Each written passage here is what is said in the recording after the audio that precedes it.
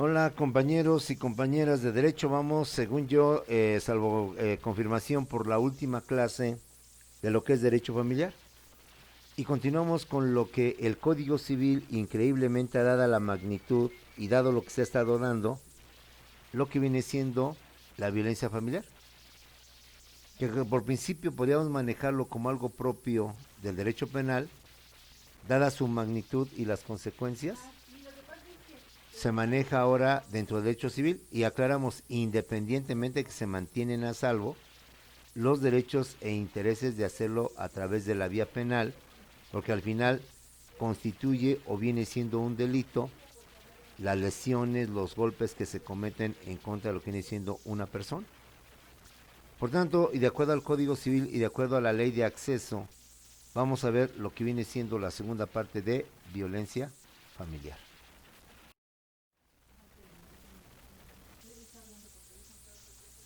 Vamos a ver lo que son las medidas de protección contra la violencia familiar. Estas medidas de protección contra la violencia familiar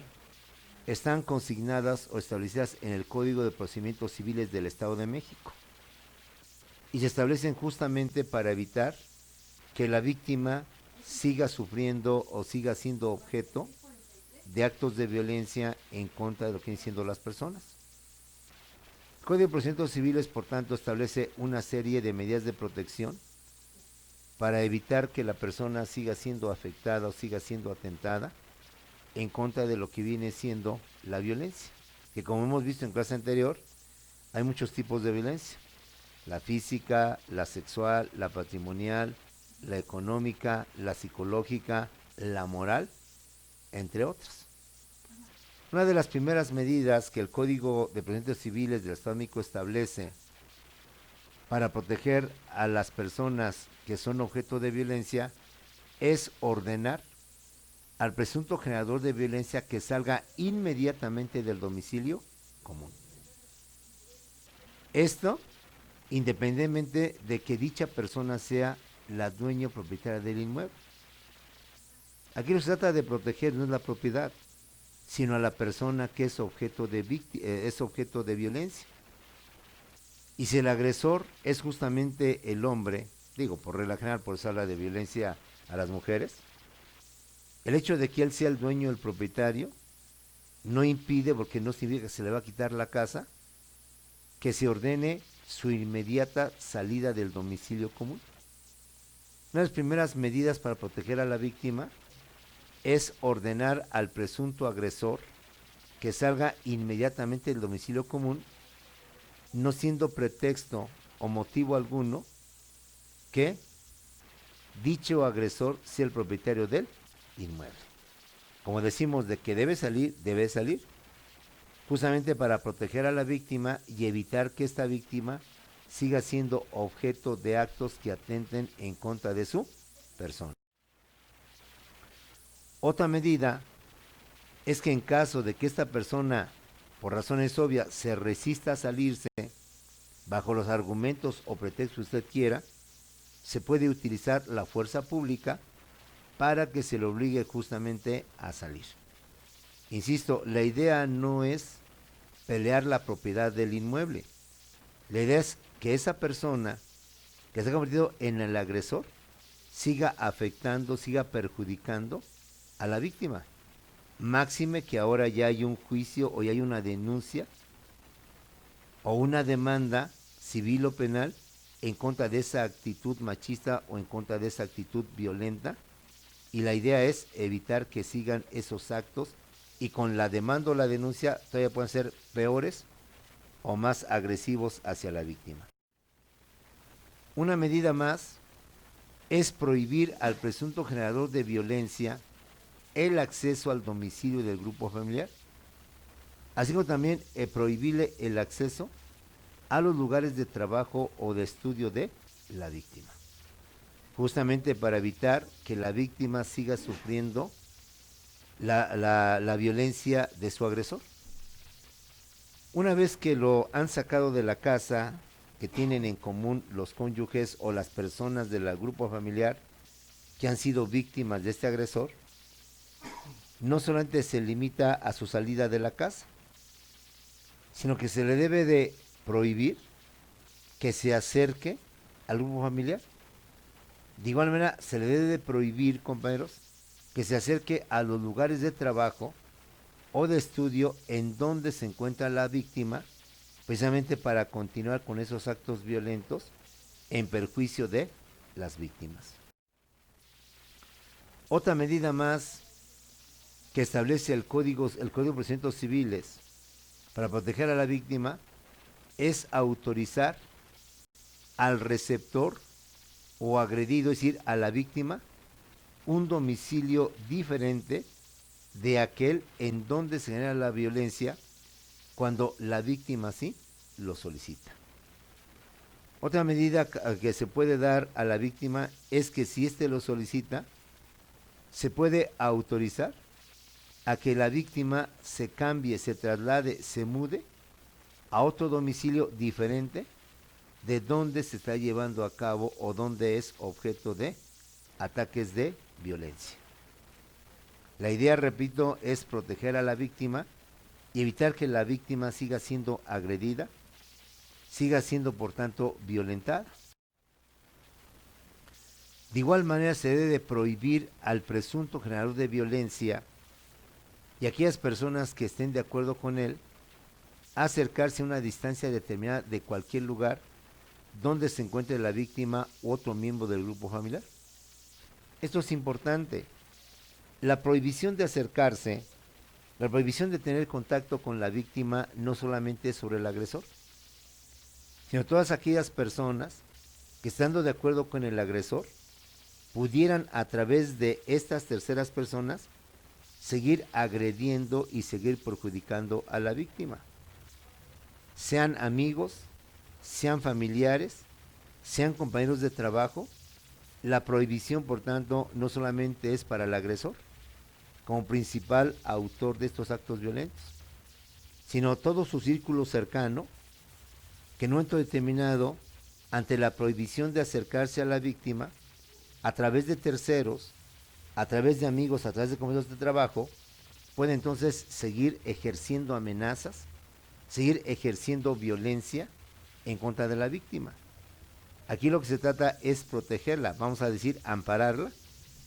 en contra de todo acto por el agresor o personas vinculadas con él que indirectamente y en su nombre pudieran seguir agrediendo y cometiendo violencia en contra de las víctimas. De igual manera, se debe prohibir al generador de violencia y demás personas cualquier contacto físico, verbal, telefónico o de otra índole. Es decir, la prohibición es absoluta. No solo te voy a ordenar que te salgas de la casa, no solo te voy a pedir que no te acerques a donde trabaja tu víctima o donde estudia tu víctima. No solo te voy a prohibir que tus amigos o personas ligadas a ti, familiares, y a través de ellos puedas seguir atentando en contra de la víctima, sino dadas las comunicaciones y dada la forma de podernos comunicar no necesariamente físicamente, también se te va a prohibir que tengas algún contacto físico, algún contacto verbal, algún contacto telefónico o de otra índole, por ejemplo, a través de las redes sociales, a través del internet, a través del Face, a través del Twitter, y a través de estos mensajes o este tipo de móviles o de aplicaciones, mejor dicho, puedas seguir hostigando, afectando emocionalmente, emocionalmente más que físicamente, a la persona y sigas ejerciendo, por tanto, sobre ella actos violentos. Las medidas, como podemos ver, tratan de evitar a toda costa que la víctima siga sufriendo estos actos de violencia familiar, esos actos que le sigan transgrediendo y le sigan perjudicando, tal vez ya no físicamente, porque a través de un Twitter, a través de un Facebook, no lo van a poder hacer, pero sí a través de lo que son mensajes, amenazas, intimidaciones, sí, advertencias, que al final puedan seguir afectando a lo que viene siendo la persona. Otra de las medidas protectoras es ordenar la exclusión,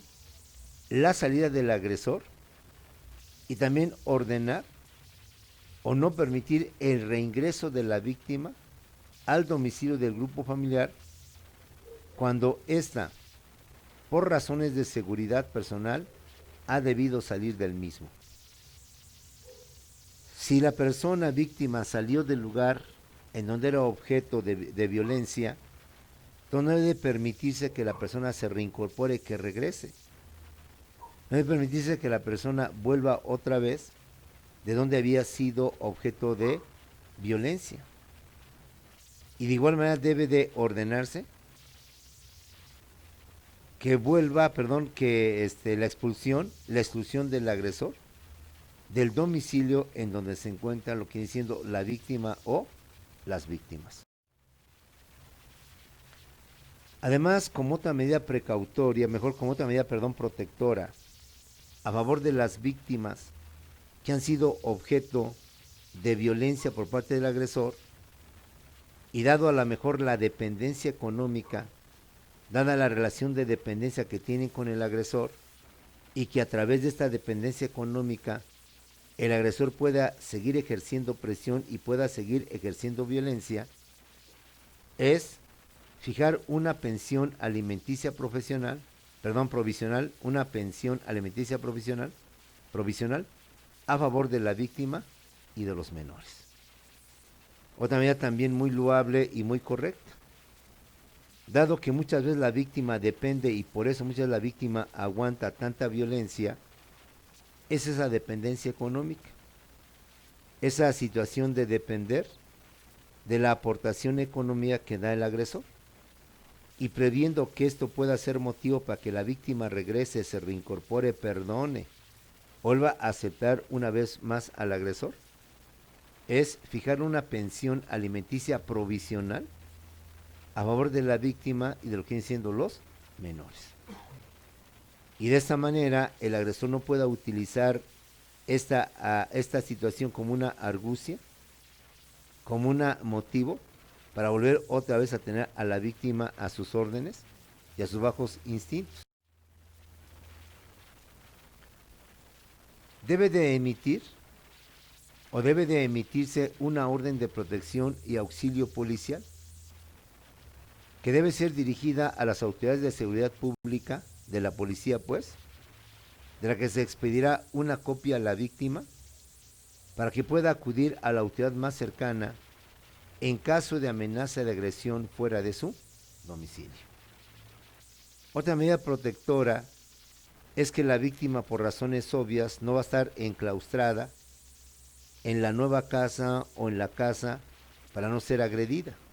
para no ser nuevamente violentada. Por razones obvias, la víctima tiene que andar en la calle, tiene que hacer los quehaceres o cuestiones propias de lo que es la vida diaria. Y al verse obligada a tener que salir y no por tanto quedarse enclaustrada en la casa o en el hogar y evitar la agresión, y a sabiendas que en cualquier momento el agresor puede ir en contra de la persona, en contra de la víctima, entonces se debe dar una orden de protección para que la víctima vaya ante la policía y la policía, por tanto, pueda darle el apoyo, pueda darle la ayuda necesaria para evitar que se cumplan las amenazas de agresión que el agresor, perdón por la redundancia, haya emitido tan pronto la vea en la calle, tan pronto le ha dicho que tan pronto se encuentre sola en la calle, pues por tanto volverá a hacer de sus actos violentos en contra de la víctima. ¿Cuál es el marco legal o normativo, compañeros, que rige la violencia familiar? Ya lo dijimos que es el Código Civil. Sin embargo, de manera complementaria o supletoria a los códigos civiles que reglamentan la protección contra la violencia familiar, existen las siguientes leyes. Es decir, no es suficiente o no es bastante o no es el único el Código Civil que reglamenta la protección contra la violencia familiar, sino que existe la Ley General de Acceso de las Mujeres a una Vida Libre de Violencia. Esta ley es de carácter nacional para establecer la coordinación entre la Federación, las entidades federativas y la Ciudad de México y los municipios para prevenir, sancionar y erradicar la violencia contra las mujeres, donde en su título segundo, Modalidades de la Violencia, y capítulo 1, se contempla y regula de la violencia en el ámbito familiar. No es una sola ley, no es solamente el Código Civil el que trata de proteger a las víctimas de la violencia familiar, sino que de forma complementaria se encuentra la Ley General de Acceso de las Mujeres a una Vida Libre de Violencia, en cuyo título segundo, capítulo primero, se regula de la violencia en el ámbito familiar. Pero tenemos otra ley, que es la Ley de Acceso de las Mujeres a una vida libre de violencia del Estado de México. Y de hecho cada uno de los estados, mejor dicho, de las entidades federativas tiene su propia ley de acceso de las mujeres a una vida libre de violencia. Esta ley es de carácter estatal, de orden público y de interés social, para establecer la coordinación entre el gobierno del Estado y los gobiernos municipales, para prevenir, atender, sancionar y erradicar la violencia contra las mujeres, en cuyo título tercero, Modalidades de la Violencia, capítulo 1, se contempla y regula de la violencia en el ámbito federal. Por lo que cada entidad federativa tiene su propia ley de acceso de las mujeres a una vida libre. Por tanto, podemos decir, compañeros, que la violencia en contra de las mujeres y de todo la violencia en el ámbito familiar está regulada principalmente por el Código Civil de cada uno de los estados, mejor dicho, de cada una de las entidades federativas. Y de forma complementaria se encuentra la Ley Nacional y la Ley de Acceso a las Mujeres a una Vida Libre de Violencia. La Ley General o Ley Nacional es una ley que se aplica a nivel federal, coordinando las acciones de la Federación, las entidades federativas y los municipios. Y la Ley de Acceso de las Mujeres a una Vida Libre de Violencia es una ley que cada uno de los estados expide dentro de su demarcación geográfica para que viene siendo su aplicación en defensa de las víctimas de violencia familiar. De esta manera, cabe decir de estas leyes que aunque en esencia son lo mismo, entre dichas leyes, acordes con lo establecido por los diversos códigos civiles, el federal y el de cada una de las entidades federativas, incluyendo el de la Ciudad de México, cabe destacar las siguientes características, principalmente dentro del ámbito familiar, porque dentro de lo que es la violencia en contra de las mujeres, se tiene un capítulo o una parte especial relacionada con el ámbito familiar.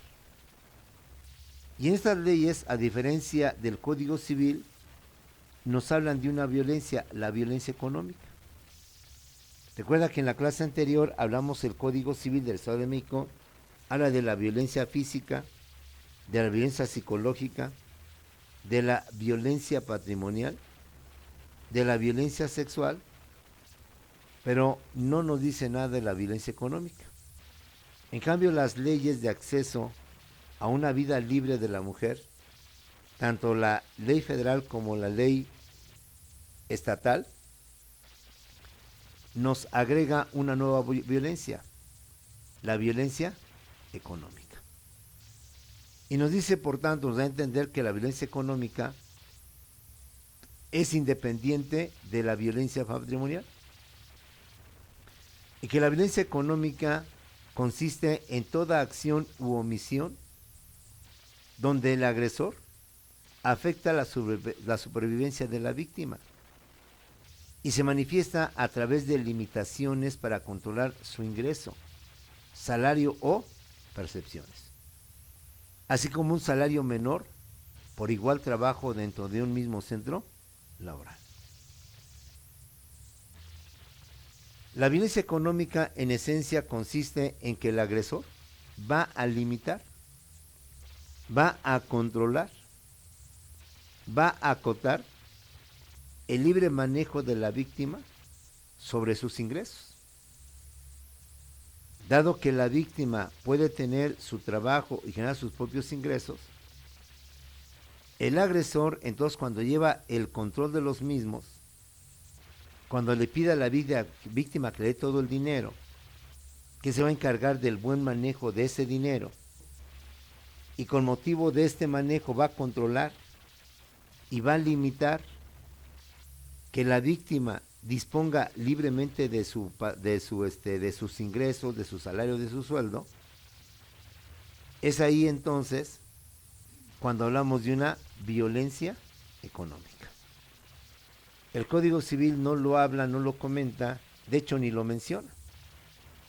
El Código Civil sí habla de la violencia moral, pero ahí inclusive tampoco la menciona, la define. Y en estas leyes complementarias al Código Civil sobre protección a la violencia familiar, se maneja este concepto de lo que viene siendo la violencia económica. De igual manera, en estas leyes nos amplía, nos desglosa el concepto de violencia familiar. Código Civil da un concepto, vamos a decirlo, más breve, más sucinto, más corto. Y esto se entiende porque el Código Civil ya tiene años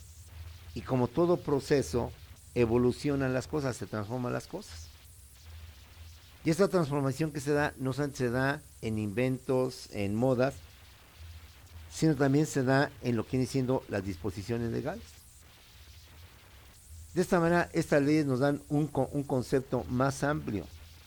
más desglosado de lo que es la violencia familiar. Y dice que la violencia familiar es el acto abusivo de poder u omisión intencional que va dirigido a dominar, a someter,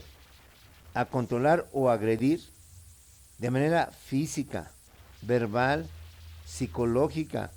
patrimonial, económica y sexual a las mujeres dentro o fuera del domicilio familiar, cuyo agresor tenga o haya tenido relación de parentesco por consanguinidad o afinidad, de matrimonio, concubinato, o mantenga o haya mantenido una relación de hecho. Como ves, la violencia familiar dentro de estas leyes es más amplio, es más preciso, es más complejo, pero te detalla más lo que entendemos por violencia familiar. Violencia familiar, de acuerdo con esta ley, es todo acto abusivo, todo acto prepotente, todo acto arbitrario, todo acto ilegal que abusa del poder y que va dirigido con toda mala intención a dominar, a someter, a controlar o agredir de manera física, verbal, psicológica, patrimonial, económica y sexual a las mujeres dentro de lo que viene siendo el domicilio familiar. ¿Sale? Ahí tenemos, por tanto, un concepto más amplio, más preciso de lo que es la violencia familiar, de acuerdo a lo que viene siendo la ley de libre de violencia a las mujeres. Estas leyes, de una forma muy clara, establecen las obligaciones que debe tener el Estado con las víctimas, es decir, el Estado o la autoridad, con las víctimas de violencia familiar. La violencia familiar no solamente hay que atacarla en cuanto a establecer medidas de protección, que ya las hemos mencionado en clase anterior y las hemos más o menos visualizado, sino que este tipo de situaciones debe de ir más allá. De esta manera, ¿cuáles son las obligaciones que tiene el Estado, la autoridad, con las víctimas de violencia familiar? Y la misma ley nos dice que es obligación del Estado, es decir, de la autoridad, garantizar a las mujeres su seguridad y el ejercicio pleno de sus derechos humanos. Y para poder garantizar a las mujeres su seguridad y ejercicio pleno de sus derechos humanos, el Estado o autoridad debe proporcionar atención jurídica y tratamientos psicológicos especializados gratuitos. Ante los actos violentos que se dan dentro de la familia y como una medida de protección a estas víctimas, el Estado debe proporcionar atención jurídica, asesoramiento jurídico y tratamientos psicológicos completamente gratuitos a las víctimas de este delito. Como es ver, la autoridad del Estado no se limita nada más a proponer o a decir, sino que de lo teórico pasa a los hechos. De tal manera que el Estado debe proporcionar atención jurídica, asesoramiento jurídico, abogados y tratamientos psicológicos especializados completamente gratuitos. Otra obligación del Estado en cuanto a lo que debe de ser medidas protectoras es brindar servicios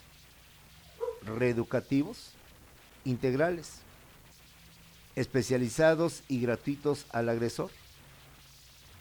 para erradicar las conductas violentas, los estereotipos de supremacía masculina y los patrones machistas. El Estado, por tanto, debe de acabar con este tipo de educación, con este tipo de conductas, de comportamientos de niños, jóvenes y adultos. Debe tratar por todos los medios posibles, tratar de quitar estas malas costumbres, malos hábitos, malos comportamientos, misóginos, machistas, que desde generaciones anteriores se han enraizado, se han mantenido dentro de lo que viene siendo la conducta de los seres humanos.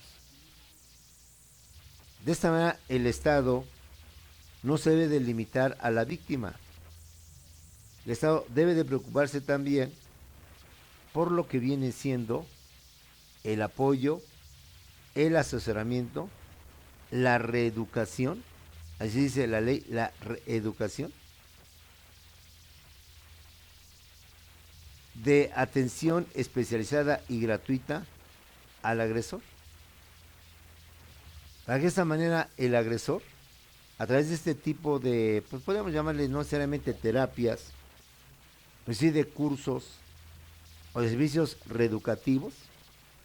el agresor pueda de forma definitiva o al menos de forma parcial y con el tiempo de manera absoluta,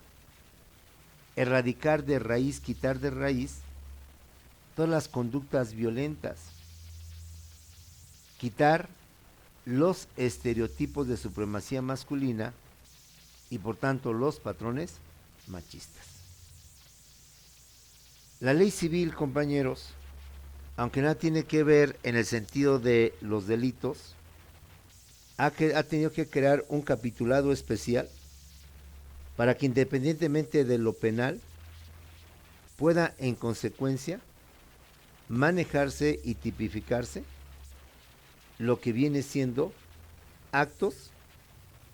para que la víctima pueda defenderse de los mismos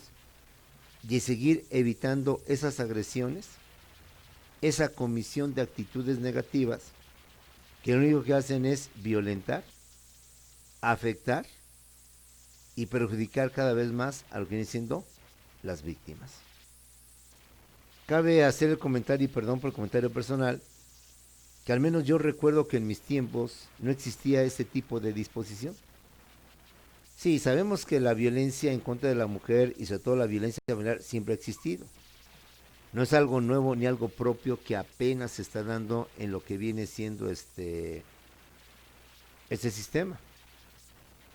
sino que siempre se ha dado, siempre ha existido y por tanto debemos de manejarlo. Otra de las situaciones es evitar que la atención que reciban la víctima y el agresor sea proporcionada por la misma persona y en el mismo lugar. Si entre ellos hay conflictos, hay problemas, lo más ilógico, lo más absurdo es juntarlos, es una vez más unirlos y de manera conjunta recibir, vamos a decir, la misma terapia, la misma asesoría a través de una misma persona y el mismo lugar. Si está acreditado y comprobado la agresión que se ejerce sobre la víctima, pues lo ilógico o lo absurdo sería volverlos a juntar, volverlos a unir y de esta manera pueden ser atendidos por la misma persona y en consecuencia puedan estar nuevamente frente a frente. Se debe de evitar, compañeros, procedimientos de mediación o conciliación. Aquí, ojo mucho. En la clase anterior hablamos que el Código de Procedimientos Civiles del Estado de México establece como medidas de solución, civilmente hablando, o por la vía civil, dos que son la conciliación y las controversias familiares. Estas leyes que estamos desglosando, de manera tajante y en contraposición a lo que dice el Código de Procedimientos Civiles, establece que se debe de evitar a toda costa los procedimientos de mediación o conciliación por ser inviables en una relación de sometimiento entre el agresor y la víctima. Como se dice, debemos tratar de evitar en la medida de lo posible que una vez más estas personas se encuentren y que traten de llegar a un acuerdo, a una conciliación, a una forma en que se mantenga esa unidad. Pero partimos también de la base de que esa relación ya de hace tiempo no funciona, que esa relación, por más que se quiera,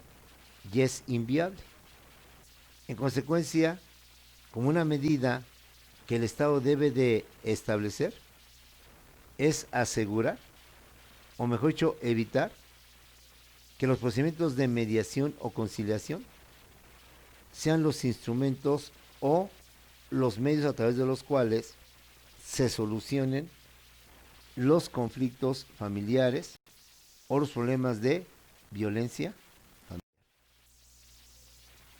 El Estado de igual manera, y aquí sí es lo correcto, debe de favorecer, más que de unir, de favorecer la separación y alejamiento del agresor con su víctima. Debe buscarse en la medida de lo posible todo contacto, lo estamos visualizando, contacto en el trabajo, vía telefónica, visual, como usted quiera, entre la víctima y el agresor. A diferencia del divorcio, en donde los jueces tienen parte activa para tratar de conciliar intereses, limar asperezas, llegar a acuerdo para mantener esa unidad y evitar, por tanto, jóvenes disfuncionales con problemas que al final van a manifestar y van a mantener una conducta inclusive a veces antisocial, es que en materia de violencia familiar, el Estado debe favorecer la separación y alejamiento del agresor y lo que viene siendo su víctima. De igual manera, el Estado, para la debida atención y el debido cuidado de las víctimas de violencia familiar, debe favorecer la instalación y el mantenimiento de refugios para las víctimas y sus hijas o hijos, compañeros. La mujer queda desamparada, la mujer por tanto no quiere volver a la casa en común, donde el agresor seguramente la va a estar esperando para seguir agrediéndola físicamente, sexualmente, patrimonialmente, etcétera. Para tal efecto, el Estado y algunas asociaciones de derechos humanos, algunas instituciones de carácter privado, ante el problema latente que tienen muchas mujeres de agresión o de violencia familiar, crean los llamados refugios o las casas refugio, para que en caso de que una mujer que haya sido violentada y no tenga dónde ir, o le resulte imposible ir a vivir con algún familiar o algún conocido, el Estado ante esta situación que pueden atravesar muchas mujeres, máxime cuando son dependientes del hombre y cuando todo depende del hombre, en consecuencia el Estado debe procurar la instalación y el mantenimiento de refugios de lugares en donde las mujeres, al menos las víctimas y sus hijos, puedan tener la seguridad de tranquilidad y de protección y evitar cualquier acercamiento o cualquier agresión. Porque una vez que una mujer o sus hijos se incorporan a una de estas casas refugio, difícilmente el agresor podrá saber dónde se encuentra. Porque todo esto se maneja en secrecía, precisamente para evitar que el agresor vuelva, como decimos, a las andadas, vuelva otra vez a regresar a hacer este tipo de actos. Pasemos ahora, jóvenes, que con el fin de erradicar o de tratar de acabar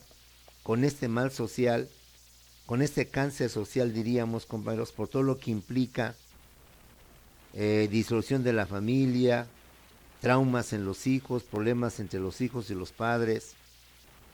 formación que a la larga va a implicar creación de familias disfuncionales en lugar de familias funcionales, y de personas que ven en el delito, que ven en lo ilegal, lo correcto, una forma de vengarse de esta sociedad, es que esta misma ley, ante lo que todavía está por recorrer, ante lo mucho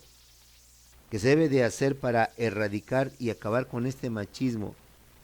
y con estas situaciones de violencia familiar, se establece que los poderes legislativos, tanto el federal como el estatal, es decir, de cada una de las entidades federativas,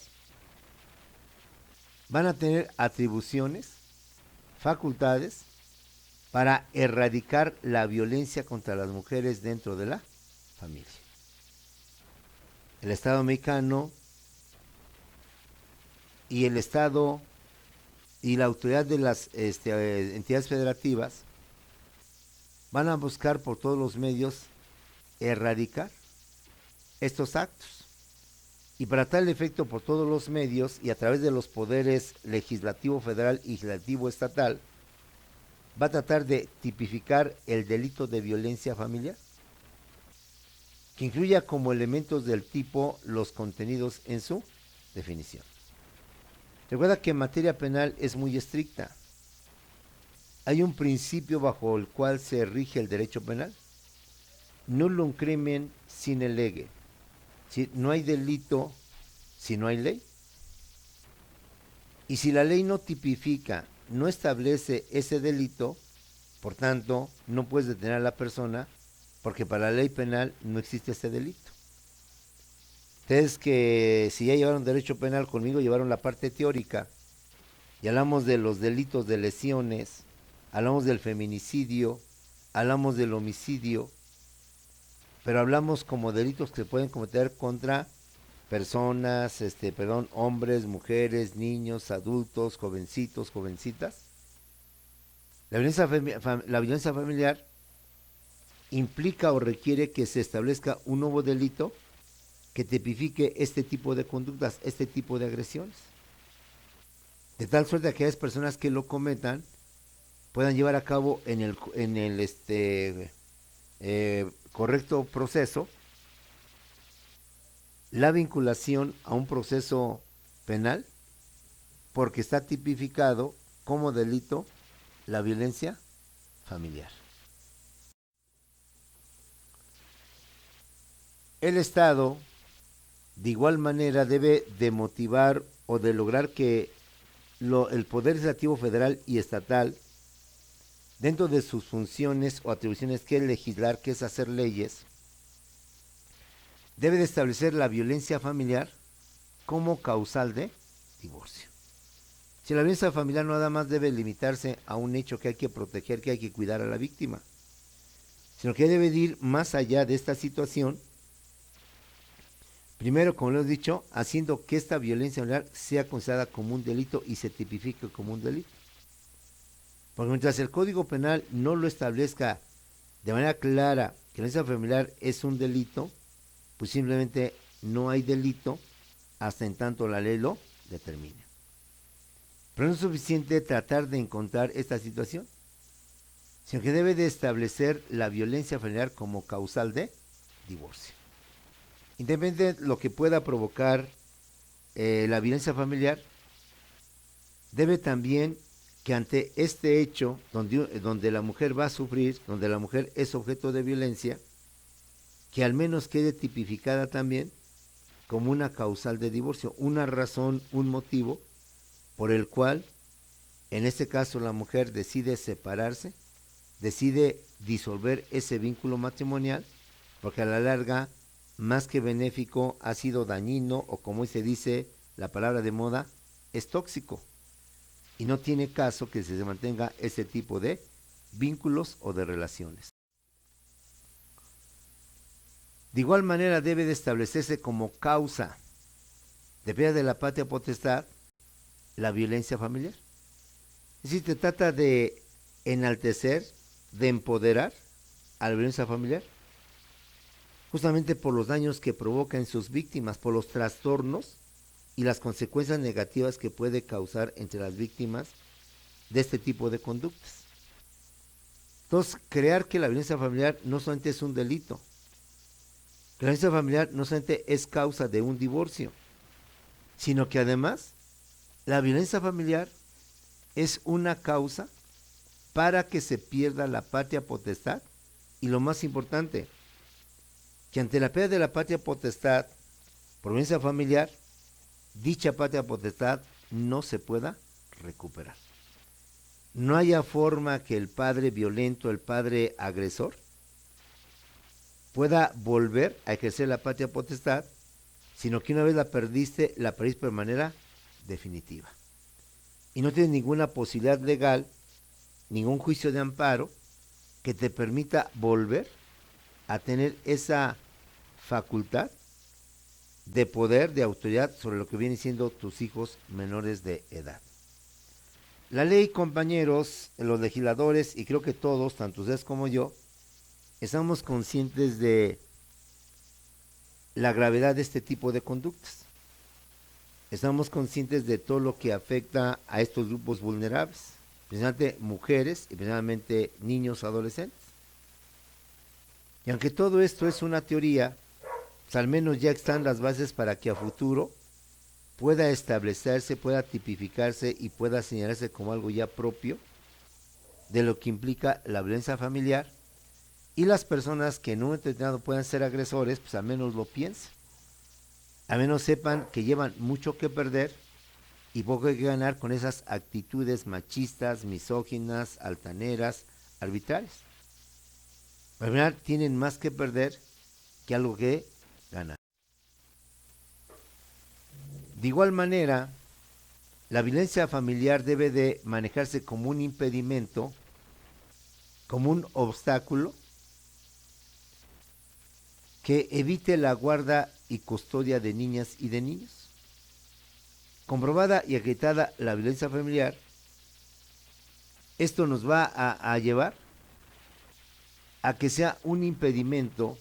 dado que fuiste acusado y se comprobó tu violencia familiar, a que te encargues de la guarda y custodia de niñas y de niños. Si te conviertas en un tutor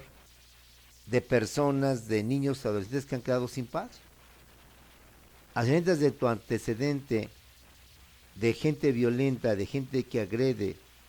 de gente que afecta al grupo familiar, no sea que vuelvas a repetir lo mismo, hacer lo mismo, tú vas otra vez a convertirte en un violento, o en un agresor, perdón, de lo que viene siendo el ámbito familiar y las víctimas que llevan a cabo este tipo de acciones indebidas.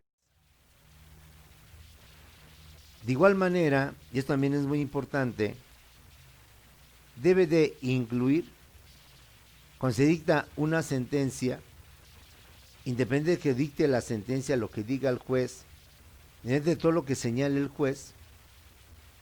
una vez que se emite la sentencia, debe de establecerse en dicha resolución o en dicha sentencia la condena al agresor a participar en servicios reeducativos integrales, especializados y gratuitos. Sin dejarlo marcado de por vida. Dejarlo de alguna manera señalado de por vida, para que dada su conducta arbitraria, misógina y machista, pueda ser beneficiado o pueda ser parte de algún programa, de algún apoyo que en un momento determinado los gobiernos puedan implantar. Cortar de tajo esa mala raíz. Y esa mala raíz, argumentando el famoso dicho mexicano, árbol que crece torcido no podrá ser enderezado, algo así por el estilo, pues de igual manera, no darle la oportunidad a que el agresor en un momento determinado pueda volver a tener a sus víctimas y después de un periodo donde jura, perjura, manifiesta, promete y se compromete a cambiar completamente su actitud agresora o agresiva, mejor dicho, perdón, y evitar esto,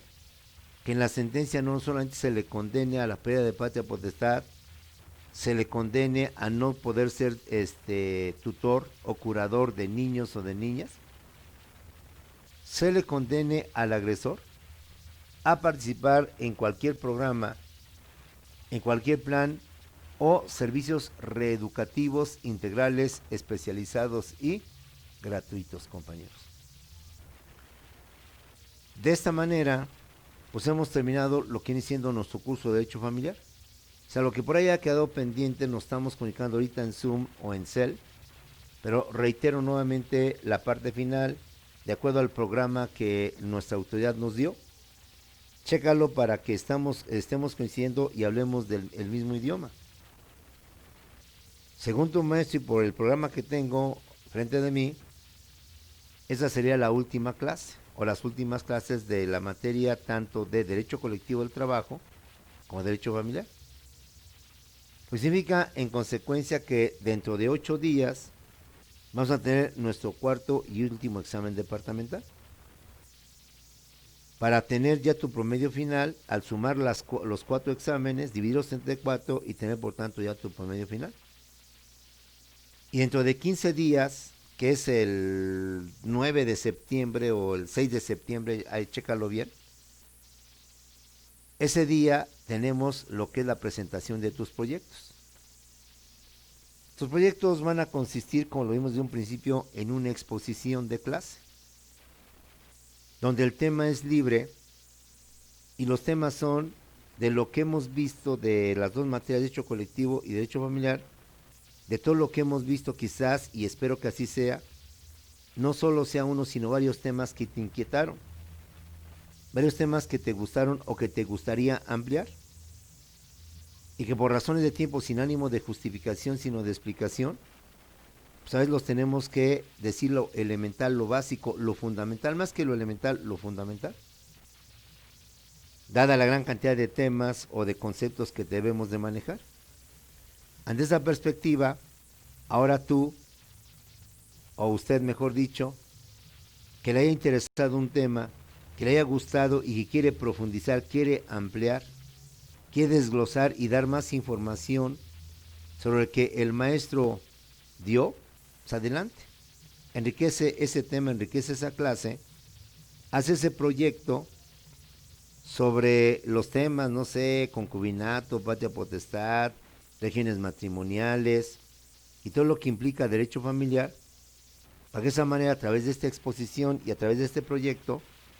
podamos, tanto ustedes como yo, ampliar más y poder profundizar más en todos los conceptos y temas que implica el derecho familiar. Nos vemos entonces en unos cuantos segundos en Zoom para cualquier aclaración, comentario y tener bien definido ya la etapa final de lo que viene siendo nuestro curso y estar listos, Dios mediante, para el siguiente curso y con la siguiente materia. Nos vemos en segundos, compañeros.